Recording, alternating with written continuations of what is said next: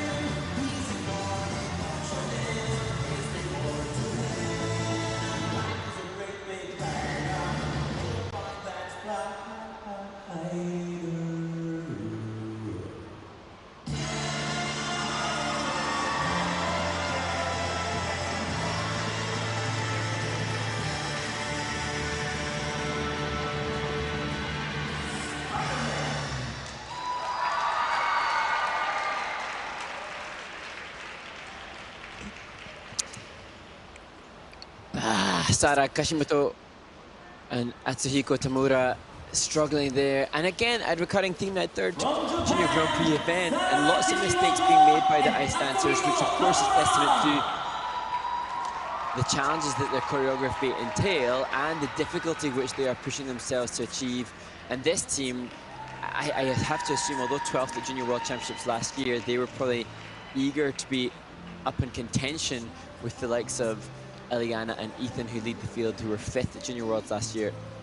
You know what amazes me about the dance discipline is that you can take a fall like that, very unexpected and hard, get up, and you not only have to execute the rest of the technical elements, you got to look like you're having a ball doing it, and you've just been thrown to the ice. It just and inside so difficult. Anyways, let's take a look here, Mark. So this the untouched midline steps. This right outside rocker, really good flow, good glide, clear edge set. How much ice coverage this team shows is testament to the fact that I think that they had the potential to vie for the title here. So you see the twizzles, which probably the closest, fastest rotation and best match that we've seen also.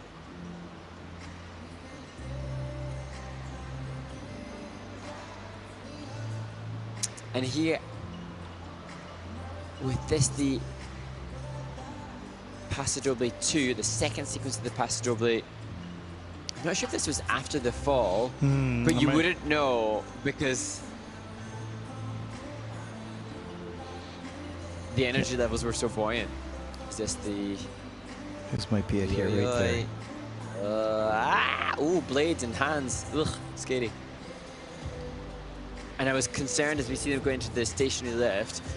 I was just concerned then how their brains were going to have to work at 100 miles an hour to try and consider the impact of the fall on their timing, because that will have had a big negative repercussion on the Paso Doble 1, which was the next element, which would have been phrased with the music perfectly had the fall not happened. So there'd be big repercussions. It was amazing that they got back on to finish the choreography with the music after that fall. That's not easy to do, and people don't really think about that, but you're losing maybe 4 or 5 seconds, and somewhere you have to make that up if you're wanting to finish on the last note. And that, I think, you know, Sara is just such a wonderful performer, but Atsuhiko, I feel, stepped into leader mode well and led the team really well. That testament to a good partnership as Benjamin Brisebois joins them in the kiss of cry. Yeah, it's interesting you talked about, we've seen a lot more mistakes in ice dance in the first 3 weeks of the Junior Grand Prix than we have seen for many, many years. That it's not because they're weak skaters, it's because they're better skaters challenging themselves to a higher level. And this, we're going to see more mistakes when they're pushing to that line of disaster, but not over the line. You closer to it, a little faster, a little deeper edges, all those types of things, more choreography. So this is more challenging, and as a result, especially early on in the season, you're going to see more mistakes. It's what we've seen.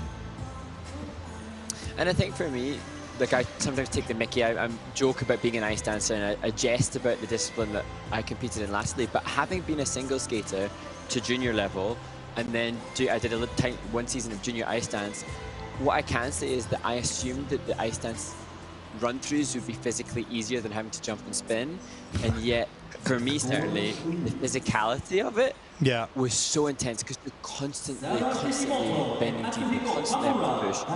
51.58 for Sara and Atsuhiko, and that'll put them currently in the 5th place. And Mark, that's a very good point that you bring up, that it is way more physically difficult than it appears. It's beautiful, it appears. This is a hard sport.